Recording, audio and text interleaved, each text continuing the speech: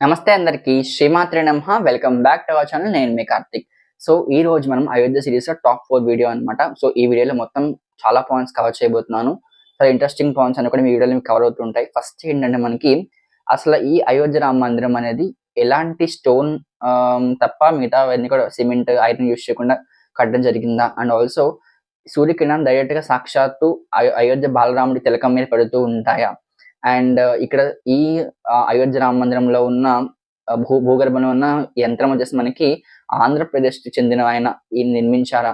అన్నీ కూడా మనకి ఈ వీడియోలో క్లారిటీగా ఎక్స్‌ప్లెయిన్ చేసుకుంటాం అన్నమాట. సో మొత్తం వీడియో చూడడానికి ట్రై చేయండి. కంప్లీట్‌గా చూస్తే మీకు క్లారిటీగా అర్థమవుతుందన్నమాట. సో మనం లేట్ చేయకుండా వీడియోలోకి వెళ్ళిపోదాము. మనకి జియోగ్రఫీ ప్రకారంగా చాలా డిఫరెంట్ ఆఫ్ స్టైల్స్ ఆఫ్ కట్టడాలు ఉంటూ ఉంటాయి. అంటే కన్‌స్ట్రక్షన్స్ జరుగుతూ ఉంటాయి కదా! North style, south style and combination of both north and south. మనకి నార్త్ స్టైల్ వచ్చేసి మనకి నాగర్ స్టైల్ అని అంటూ ఉంటారు. సౌత్ స్టైల్ మనకి ద్రవిడ్ అంటూ ఉంటారు. అండ్ వెర్సీ స్టైల్ అంటే మొత్తం 2 కలిపితే మనకి ఈ యొక్క వెర్సీ స్టైల్ అన్నమాట. అదే సౌత్ కట్టడాలు, సౌత్ టెంపుల్స్ అన్నీ కూడా మనకి ఎలా ఉంటాయంటే పెద్ద శిఖరం ఉంటుంది. అంటే గోపురం చాలా పెద్దగా ఉంటుంది. అండ్ శిల్పకళలు ఉంటూ ఉంటాయి. దీంతో పాటు మనకి ఆర్కిటెక్చర్ చాలా డిఫరెంట్‌గా ఉంటుందన్నమాట. సౌత్ చూసుకుంటే మనకి ధ్వజస్తంభం ఉంటుంది. టెంపుల్ ముందు పెద్ద ధ్వజస్తంభం ఉంటుంది. అండ్ ధ్వజస్తంభం కన్నా మనకి ఒక గోపురం కొంచెం చిన్నగా ఉంటుందన్నమాట అండి. అంతరాల గోపురం చిన్నగా ఉంటుంది.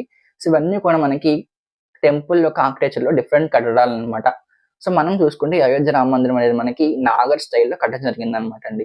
సో దీని యొక్క లెంత్ వచ్చేసి మనకి 350, విడ్త్ వచ్చేసి మనకి 250 అండ్ ఆల్సో హైట్ వచ్చేసి మనకి దీని హైట్ చాలా పెద్దగా ఉంటుందండి. 161 ఫీట్ అన్నమాట. సో ఈ 3 కూడా మనకి చాలా పొడవైన దేవాలయం మనకి అయోధ్య రామ మందిరం దేవాలయం అన్నమాట అండి. ఇది మనకి 3 ఫ్లోర్స్‌లో ఉంటుంది. అంటే గర్భాలయము అంటే మెయిన్ మనకి బాలరాముడు, పైన మనకి సెకండ్ ఫ్లోర్‌లో వచ్చేసి మనకి అయోధ్య రామ మందిరం అంటే మనకి రామ్ దర్బారు, పైన రామ్ లల్లా. ఈ 3 కూడా మనకి ఒకటే స్టేజ్ ఆఫ్ కట్టడాలు ఉంటూ ఉంటాయన్నమాట. నిజంగా మనకి నాగర్ స్టైల్ అని చెప్పడానికి ఫీచర్స్ ఏంటి అంటే మనకి పెద్ద శిఖరం ఉంటుంది అండ్ శిల్పకళ ఉంటుంది. దీంతో పాటు మనకి దీపస్తంభాలతో పాటు ఇక్కడ ఇంకోటి ఏంటంటే మనకి ధ్యాన మండపాలు కూడా ఉంటూ ఉంటాయన్నమాట. సో చాలా నరేంద్ర మోడీ గారు చాలా దగ్గర ఉండి మనకి ఒక అయోధ్య మందిరానికి 1000 ఏళ్ళు పైగా ఉండాలని చెప్పేసి ఆయన కోరిక అన్నమాట. సో అందుకే చాలా స్ట్రాంగ్‌గా నిర్మించడం జరిగింది. ఇక్కడ ఎలాంటి స్టోన్ తప్ప మిగతావి ఏమి యూజ్ చేయకుండా కట్టారన్నమాట అండి. ఇందులో చాలా కాంపోనెంట్స్ వాడారు. సో ఇవన్నీ కూడా మనం ఈ వీడియోలో మాట్లాడుకుందామండి. సో కాంపోనెంట్స్ ఏంటి అంటే ఈ ఆలయానికి మనకి మెయిన్ బన్సీ పహాడ్‌పూర్ అంటే మనం దీన్ని గుజరాత్‌లో పింక్ స్టోన్ అంటూ ఉంటాం అన్నమాట. సో ఈ పింక్ స్టోన్ మనకి గుజరాత్, రాజస్థాన్ నుంచి వచ్చిందన్నమాట అండి. సో రాజస్థాన్‌లో పింక్ స్టోన్ మనకి అవైలబుల్ అయి ఉంటుంది కదా! అంటే ఇది ఎలా ఉందంటే మనకి వైటిష్ పింక్ అన్నమాట. సో కంప్లీట్‌గా వైట్ కాదు, అలా కంప్లీట్‌గా పింక్ కాదు. కొంచెం వైటిష్ పింక్ కలర్‌లో ఉంటుందన్నమాట. పింక్ స్టోన్ అంటూ ఉంటారు. సో ఆ పింక్ స్టోన్‌ని యూజ్ చేశారన్నమాట. ఆ తర్వాత మనకి అండ్ శాలిగ్రామాలు మనకి నేపాల్‌లో గండకి రివర్ నుంచి తీసుకొచ్చారన్నమాట అండి. నేపాల్ గండకి రివర్ ఇప్పటికి మనకి శాలిగ్రామాలు ఉంటూ ఉంటాయి. అవన్నీ కూడా మనకి గండకి రివర్ నుంచి తీసుకొచ్చారన్నమాట. అండ్ ఇంకా గ్రానైట్స్ అన్ని కూడా ఫౌండేషన్‌లో యూజ్ చేశారు. అంటే ఫౌండేషన్ అంటే లైక్ మనకి బేస్మెంట్ అని గ్రానైట్ యూజ్ చేశారు. అండ్ ఇంకా గోల్డ్ ప్లేటింగ్స్ మొత్తం మెయిన్ డోర్స్ అన్నిటి కూడా మనకి గోల్డ్ ప్లేటింగ్స్ చేయించారన్నమాట. ఎలాగైతే మనకి ఇదివరకు అయోధ్య ఎలాగైతే ఉండేదో అంటే రాముడు పరిపాలించినప్పుడు రామ మందిరం ఎలాగైతే ఉండేదో, అయోధ్య సామ్రాజ్యం ఎలా అయితే ఉండేదో అదే విధంగా మనకిక్కడ కట్టడం జరిగిందనమాట అండి. అంటే అప్పటికి ఇప్పటికి ఏం తీసిపోకుండా కట్టడం జరిగిందనమాట. నిజంగా అది చూస్తే మనకి రాముడు నిజంగా అక్కడ ఉన్నాడు అని చెప్పేసి మనకి ఫీలింగ్ కలగాలని చెప్పేసి ఇప్పటికి కూడా నరేంద్ర మోడీ గారు ఇవన్నీ కూడా రెస్పాన్సిబిలిటీ తీసుకున్నారనమాట. తలుపులన్నింటికి కూడా మనకి గోల్డ్ ప్లేటింగ్ వేయించారు. అంటే మెయిన్ డోర్స్ ఏదో మనకి మెయిన్ దర్వాజా అలాగే గర్భాలయం దర్వాజా అవన్నీ ఉంటాయి కదా! వాటికి గోల్డ్ ప్లేటింగ్ చేపించారనమాట. ఆ తర్వాత మనకి ఆలయంలో 40కి పైగా టేక్ వుడ్‌తో పాటు మనకి తలుపులు చేపించారనమాట అండి. 40 కేజీలు టేక్ వుడ్ యూజ్ చేసి మొత్తం తలుపులన్నీ కూడా చేయించారనమాట. అండ్ అన్నీ కూడా మనకి ఏఐ ఇంటిగ్రేటెడ్ కెమెరాస్ యూజ్ చేశారండి. సో భక్తులకి ఎలాంటి ఇబ్బందులు లేకుండా వాళ్ళందరూ కూడా పర్ఫెక్ట్‌గా చక్కగా లైన్‌లో వెళ్ళి లైన్‌లో రావడానికి ప్రసాదాలు కావచ్చు, వసతులన్నీ కూడా మనకి ఏర్పాటు చేయడం జరిగిందనమాట అండి. రోజుకి 70,000 నుంచి 80,000 మంది దాకా వస్తూ ఉంటారనమాట అండి.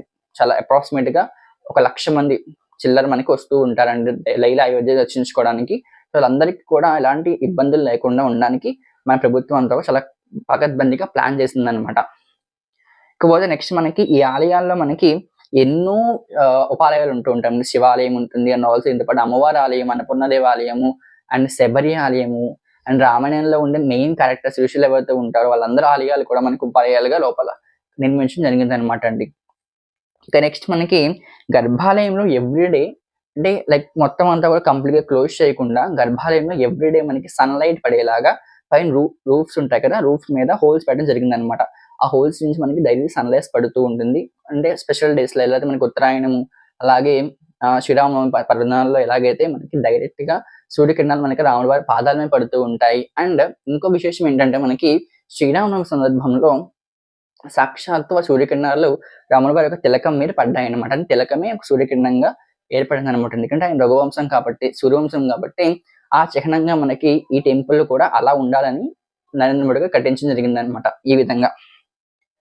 ఇంకొకటి నెక్స్ట్ మనకి రామలల్ల విగ్రహం అనేది మనకి తెలిసిందే కదా! 2024లో అని ప్రతిష్ఠించారు. ఆ తర్వాత పైన సెకండ్ ఫ్లోర్, థర్డ్ ఫ్లోర్ కూడా ఓపెన్ చేశారు. సో, ఈ విధంగా అందరికి కూడా తెలిసిన విధానమే కావచ్చు కానీ, అసలు లోపల మనకి ఏదైతే రామ్ బాలరాముడి విగ్రహం ఉందో, ఆ విగ్రహం కింద మనకి ఏ విగ్రహం అయినా కూడా మనకి కింద యంత్రం ఉంటుందన్నమాట. ఆ యంత్రం యొక్క శక్తి వల్ల విగ్రహానికి ఒక శక్తి వస్తుందండి. ఆ యంత్రం ఎవరు చేశారు అంటే, మనందరికీ కూడా చాలా గర్వకారణం ఏంటంటే, మన ఆంధ్రప్రదేశ్‌కి చెందిన డాక్టర్ అన్నదానం చిదంబర శాస్త్రి గారు మనకి ఈ యొక్క రాముడి యొక్క యంత్రం తయారు చేశారనమాట. ఈ యంత్రం సాక్షాత్ జగద్గురు కాంచీపురం జగద్గురులో ఒక ఆదేశం మేరకు, ఆయన అనుగ్రహం మేరకు ఒక యంత్రాన్ని తయారు చేసి, ఆ యంత్రాన్ని అక్కడ ప్రదర్శించడం జరిగిందనమాట అండి. సో, అంటే ఏంటంటే మనకి ప్రతి ఒక్కళ్ళు కూడా అంటే ఎవరికైతే ఏం చేయగలరో వాళ్ళందరూ కూడా ఆ ఒక వాళ్ళ యొక్క కృషి చేసి రామ మందిరాన్ని నిర్మించుకున్నామనమాట. సో, మనకి ఆంధ్రప్రదేశ్ గర్వకారణమైన ఈ యొక్క అన్నదానం చిదంబర శాస్త్రి గారు ఆయన ప్రత్యేకంగా యంత్రం తయారు చేసి ఇప్పించారనమాట అక్కడ. నెక్స్ట్ మనకొచ్చేసి ఆలయంలో ప్రాంగణంలో భక్తులకి ఎలాంటి అసౌకర్యాలు లేకుండా అన్ని కూడా సౌకర్యాలు చెప్పాను కదా!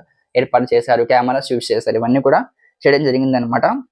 ఆ తర్వాత మనకి ప్రత్యేకంగా మొన్న రీసెంట్‌గా నవంబర్ 2025న మనకి 25థ్ నవంబర్ 2025న ఏం చేశారు అంటే, ఈ యొక్క రామ మందిరం మీద ధ్వజం ఎగరేశారనమాట. అంటే మనకి ధ్వజం ఇన్ ద సెన్స్ మనకి రాముడి యొక్క ఖ్యాతిని పెంచడానికనమాట. రాముడు ఒక రాజ్యాన్ని పెంచడానికి పైన జెండాను ఎగరేశారనమాట. జెండా కేవలం జెండా కింద జెండా కనిపిస్తుంది కానీ అది మనకి ధర్మధ్వజం. ధర్మధ్వజం అని ఎందుకన్నామంటే రాముడు మనకి ధర్మపరాయణుడు. రాముడు వంటిది ఆదర్శమూర్తి, ధర్మమైన మూర్తి మనకి ఎక్కడ ఉండడనమాట. అందుకే రామరాజ్యం మళ్ళీ మనకు కావాలి కాబట్టి ఆ రామరాజ్యాన్ని మనం సంకీర్తించడానికి ధర్మధ్వజాన్ని ఎగరేసామండి. సో, అది మనకి ఆరెంజ్ కలర్‌లో కనిపిస్తుంది. Orange saffron colour. Saffron colour మనకి ధర్మానికి ప్రతీక అనమాట. అండ్ ఆ కర్ర ఏదైతే యూజ్ చేసారో అది మనకి కోవిదర్ వృక్షం అనే ఒక చెట్టు నుంచి అని ఇది కూడా మనకి రాముడు కాలం నాటి వృక్షం అనమాట. ఇప్పటికి అయోధ్యలో ఉంది. దాని నుంచే దాని యొక్క ఆహ్, ఏమంటారు ఆ వుడ్ తీసుకొని మనకి అక్కడ కర్ర పెట్టడం జరిగిందనమాట.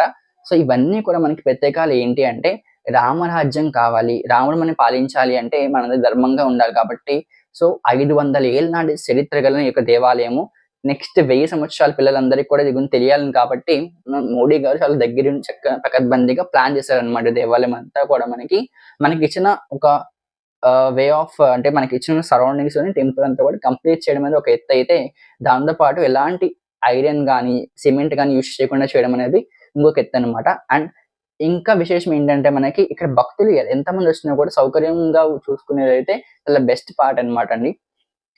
సో, మనందరం కూడా దర్శించుకుందాం అయోధ్య రామ మందిరం వెళ్లి. అలాగే ఈ ఆలయం ఇంత గొప్పగా వెళ్ళడానికి కారణం మనకి అయోధ్య రాముడనమాట. సో, ఆ రాముడు నిజంగా అక్కడ ఉన్నాడని మనం భావించి ధర్మ మార్గంలో వెళ్తే అందరికి ధర్మమే ఉంటుందండి. సో, నెక్స్ట్ వీడియోలో అసల వీటికి ఎవరైతే దీని ఇన్వాల్వ్‌మెంట్ ఎక్కువుందో అండ్ పెద్ద పెద్ద నాయకులు కావచ్చు, లేకపోతే ఎవరైతే మెయిన్ ఇంపార్టెంట్ పర్సన్స్ ఉన్నారో ఇయంతా రావడానికి కారణం అవన్నీ కూడా మనం నెక్స్ట్ వీడియో తెలుసుకుందామండి. సో, ఇంకొక 2 వీడియోస్ వస్తూ ఉంటాయి. 2 వీడియోస్‌తో మన అయోధ్య సీరీస్ కంప్లీట్ అయిపోతుందనమాట. సో, ఈ వీడియోస్‌ని బాగా మీరు ఎంకరేజ్ చేస్తారనుకుంటున్నాను. లైక్ చేయండి, షేర్ చేయండి, సబ్స్క్రైబ్ చేయడం మాత్రం మర్చిపోకండి. మరిన్ని వీడియోస్ మన ఛానెల్‌ని మీ ఫ్రెండ్స్ అండ్ ఫ్యామిలీ కూడా షేర్ చేయండి. Stay tuned to our channel. నేను మీ కార్తిక్. సో, మంచి వీడియోస్ మన ఛానెల్‌లో మీ ముందుకు వస్తా అనమాట. జై శ్రీరామ్, జై శ్రీమన్నారాయణ, ఆండాల్ త్రివిక్రమ శరణం.